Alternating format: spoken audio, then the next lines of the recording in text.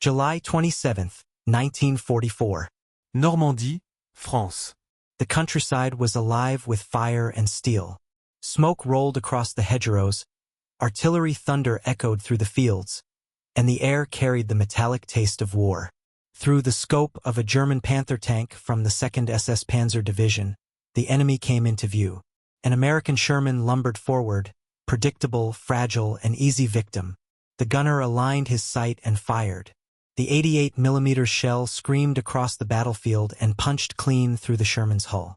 Inside, 5 men froze in terror. They had seen it before: one hit, then fire, then death. For 2 years, that had been the story of every Sherman crew unlucky enough to take a direct hit. The Panthers' loader reached for another round, already confident that the job was done. But this time something was different. The Sherman did not erupt into flame. Its ammunition did not detonate. Instead, its turret swung around, the barrel of its 76mm gun locking directly onto the German position. The Panther crew was stunned. Everything they had learned, every report from Russia to North Africa, every briefing and every gunnery lesson told them this American tank should already be a funeral pyre. Yet here it was, alive, ready to strike back. What they were witnessing that morning was not luck, not chance, but a quiet revolution in tank design. An innovation so effective, so invisible, that German intelligence had missed it completely. To understand how we got here, we have to return to a darker moment. February 14, 1943. Kasserine Pass, Tunisia. The U.S. Army faced the seasoned veterans of Rommel's Afrika Korps and paid a brutal price. Across the valley floor, American armor burned. Shermans and Stuarts erupted in fireballs as German 88mm guns cut them down. Out of 300 American tanks committed, 183 were destroyed. Most weren't just knocked out, they were crematoriums on tracks. Entire crews perished in seconds as ammunition ignited inside the fighting compartment. The statistics were horrifying. British researchers documented that 65% of knocked-out Shermans burned completely. American studies showed even worse numbers. Sometimes 80% of losses were caused not by the armor being breached, but by the ammunition inside exploding like a chain of bombs. It wasn't gasoline, despite what German propaganda claimed. It was the very shells the tank carried. Inside every Sherman were more than 70 rounds stored openly along the sides, in racks with no protection. When an enemy round penetrated, hot steel fragments tore into those shells. The result was instant fire. Crews had seconds, often less, before the entire tank was engulfed. The Sherman became infamous among its own men.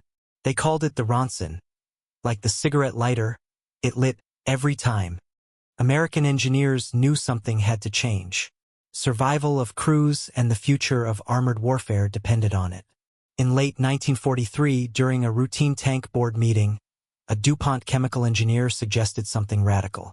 If the shells themselves were the problem, why not surround them with liquid? At first, it sounded absurd. The idea of filling a tank with water seemed laughable. But the concept was refined, step by step, into something revolutionary.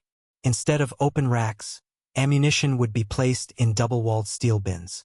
The spaces between the walls would be filled with fire-suppressing liquid. And those bins would be relocated from the vulnerable sponsons to the safest possible place, the floor of the hull below the turret basket. It was an elegant solution. By December 1943, American factories were already retooling. On January 3, 1944, the first M4A1 Sherman with the new system rolled off the line. It carried a small W in its designation, wet stowage. To the outside observer, nothing looked different. To the men inside, everything was about to change. The system was tested under brutal conditions. At Aberdeen Proving Ground, engineers fired captured German 75mm and 88mm rounds directly into live ammunition bins. The results were night and day. In Shermans with the old dry storage, 73% of penetrations resulted in catastrophic fires. In Shermans with wet stowage, only 15% burned. The difference was recorded on film reels. Reels so shocking they were classified until 1963. One showed a dry stowage Sherman turning into a pillar of fire. The other, with wet stowage, producing nothing more than a puff of smoke as the liquid snuffed the flames instantly. The chemistry was just as important as the design. Water alone froze in winter and corroded brass shell casings. Glycol was added to prevent freezing, but it made corrosion worse. Finally, chemists developed a perfect mixture, Amudamp, a solution of ethyl sodium potassium phosphate with rust inhibitors and biocides. It stayed liquid down to -40 degrees, stopped corrosion, killed bacterial growth, and smothered fire better than water alone.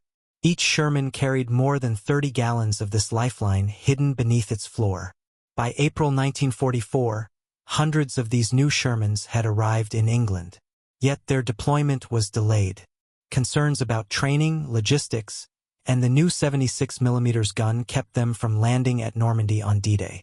But when Operation Cobra launched on July 25, 1944, the first wet stowage Shermans rolled into battle. At 9:38 a.m., the sky over St. Lo split open as waves of American bombers unleashed the heaviest carpet bombing in tactical history. German positions were shattered. As the smoke cleared, American armor advanced. Among them were the new Shermans. Waiting in ambush were German Panthers and anti-tank guns. The battle unfolded brutally. Shermans were hit, penetrated, damaged. But the expected infernos did not come. Tanks that should have been lost kept fighting. Crews that should have been dead climbed out alive or kept the tank in action. German after-action reports, captured later, reveal the confusion. Gunners recorded hits at good ranges, penetrations that by every rule of war should have destroyed their targets. Yet many of those Shermans were back in action within 48 hours after repair. Some were even continuing to fight while still smoldering from the hit. For the first time, German tank crews realized something had changed. Their doctrine, aim for the sponsons, ignite the ammo, destroy the Sherman, no longer worked. But why hadn't they known? The answer lay in German intelligence. Back in 1943, captured Shermans had been dissected at Kummersdorf. German engineers mapped every weakness, every ammunition rack. Training manuals, gunnery schools, and range cards taught crews exactly where to aim. Aim for the sides above the tracks, and the Sherman burns every time. It became gospel. But by the time those manuals spread through the Wehrmacht, American factories had already changed the design. Frontline reports of Shermans surviving hits were dismissed by staff officers as exaggeration. The official doctrine was considered correct, and soldiers were assumed to be mistaken. That blindness meant that in Normandy, German forces were fighting Shermans they didn't even understand. Behind this transformation was America's unmatched industrial power. Factories like Fisher Tank Arsenal in Michigan and Press Steel Car Company in Pennsylvania integrated the new system without halting production. Hull floors were redesigned. Turret baskets were modified.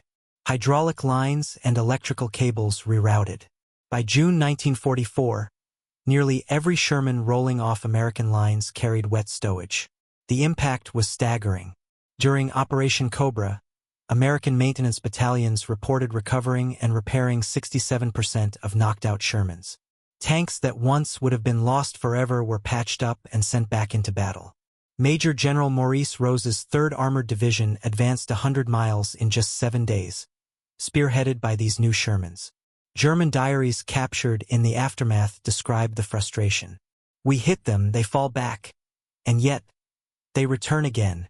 The mathematics of the battlefield had shifted. German staff planners had always calculated American strength, assuming most penetrations meant permanent losses. But with wet stowage, that equation collapsed. For every Sherman the Germans thought destroyed, 2/3 were back within days. It was an invisible multiplication of force, and it broke the back of German defenses. By war's end, more than 11,000 wet stowage Shermans had entered combat. For their crews, it was the difference between certain death and survival. A Sherman could still be penetrated, still disabled. But it no longer meant the instant fiery death of its entire crew. For the Germans, it was a nightmare. The rule they trusted, Shermans always burn, was gone. On that July morning in Normandy, the Panther crew from Das Reich thought they had witnessed another routine kill. Instead, they were watching the death of their own doctrine. The Sherman they struck should have been a coffin. Instead, it was a survivor. And with every survivor, the Allies gained not just another tank, but another chance to push forward, another chance to win. The story of the wet-stowage Sherman is a reminder that sometimes the outcome of a war doesn't turn on the biggest gun or the thickest armor, but on a small, invisible innovation that saves lives, changes battles, and rewrites history. August 7, 1944. The German army launches a massive counterattack at Mortain. For Panzer divisions, hardened from years of fighting, push forward with one goal: cut off the American spearheads that had broken through Normandy. Their plan rested on a critical assumption: that the American armored units were exhausted, depleted, and running out of tanks after weeks of brutal combat. German intelligence was certain the Americans had barely 60% of their real tank strength. What they didn't know was that American engineers had quietly changed the game. Hundreds of Shermans that should have burned on the battlefield had been repaired and returned to service, thanks to one hidden innovation that the Germans never discovered. At Mortain, the 30th Infantry Division braced for the assault. Beside them, tank battalions armed with the modified Shermans stood firm. When the Panthers struck, the battlefield shook with violence. For 6 straight days, the 743rd Tank Battalion absorbed wave after wave of attacks from SS and Wehrmacht armor. Their tanks took hits, their lines bent under pressure, but cohesion never broke. What should have been a German breakthrough collapsed into yet another bloody stalemate. The counteroffensive failed, and few understood why. The truth was hidden inside the Shermans themselves. Just weeks later, in September 1944, the Battle of Arracourt revealed the full scale of the transformation. The German 113th Panzer Brigade launched a surprise attack against the U.S. 4th Armored Division. Panthers and Panzer IVs opened fire at close range, reporting dozens of solid penetrations on the thinly armored Shermans. By every rule of war, the American tanks should have withdrawn in flames. But instead, something shocking. The numbers tell the story. Across the Arracourt battles, the Americans lost 151 Shermans. But only 41 were total losses. The other 110 were repaired and back in action within days. German intelligence counted every one of those 151 as destroyed and assumed the division was finished. In reality, it kept fighting and kept advancing. For the first time, the Germans realized that their battlefield math no longer made sense. The Sherman had become something new, something they could not explain. Even General George Patton, who had once doubted the Sherman, changed his mind after Arracourt. He demanded that his Third Army accept only the improved Shermans with the new 76mm gun and the secret survivability system known as wet stowage. Together, the added firepower and the hidden protection made the Sherman deadlier than ever before. By the fall of 1944, the next generation of Shermans was rolling onto the battlefield. The M4A3E8, known as the EZ-8, carried wider tracks, better suspension, and refined ammunition storage that gave crews faster access and greater protection. These tanks began reaching frontline units in October and quickly proved themselves in combat.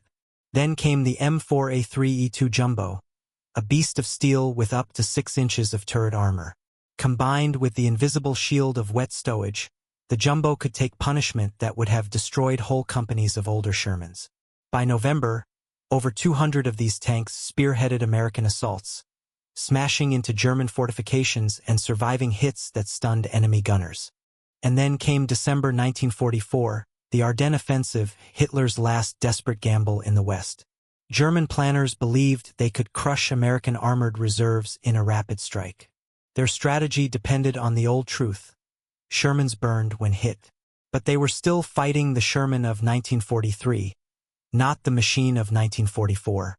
On December 19 near Stoumont, SS Commander Joachim Paper's spearhead clashed with the 743rd Tank Battalion. His Panthers fired volley after volley into American tanks at close range. To his shock, the Shermans refused to die.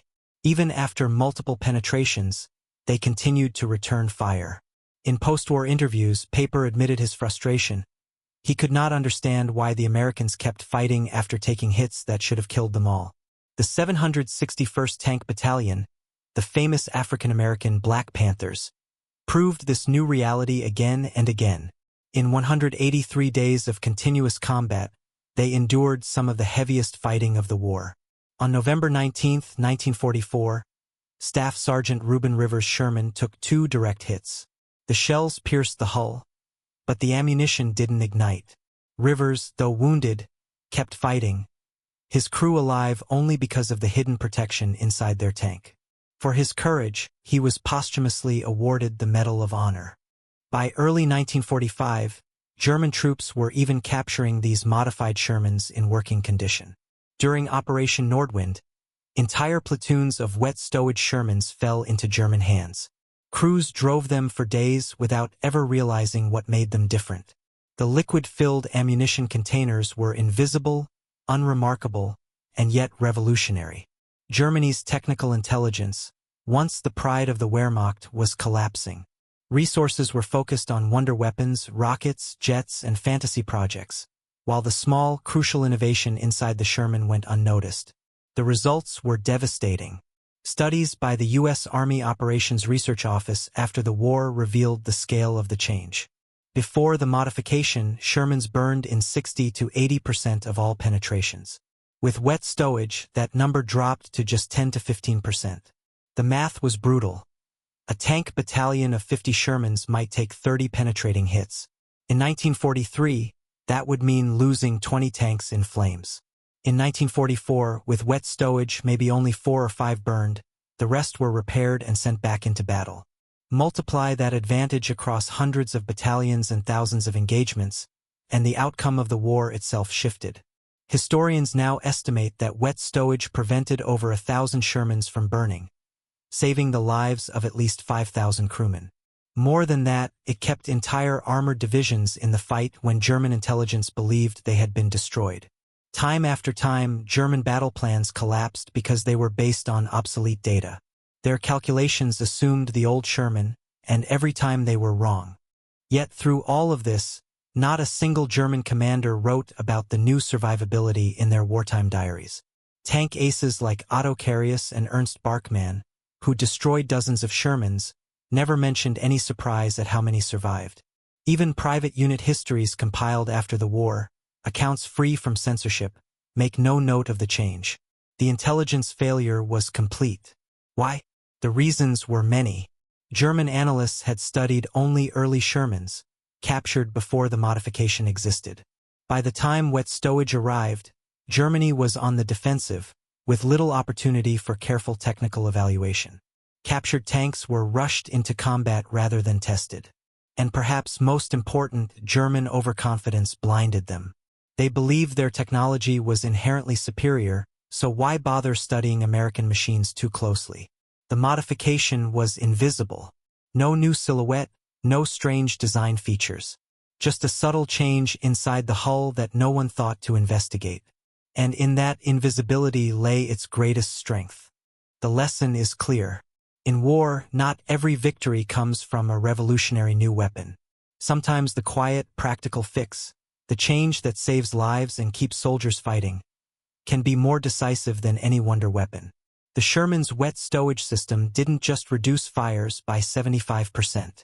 It preserved American armored strength at the very moment the Allies needed it most. From Normandy to the Ardennes, from Arracourt to the final push into Germany, this hidden advantage shortened the war and saved thousands of lives. The Germans fought a ghost. They believed they were still destroying Shermans the way they had in 1943. But the truth was different. They were up against a tank that no longer burned, a tank that kept coming back, a tank whose strength lay not in what the enemy could see, but in what they could not. In the end, the wet stowage system wasn't just an engineering fix. It was a silent weapon of war, one that never announced itself, never appeared in propaganda, and never made headlines.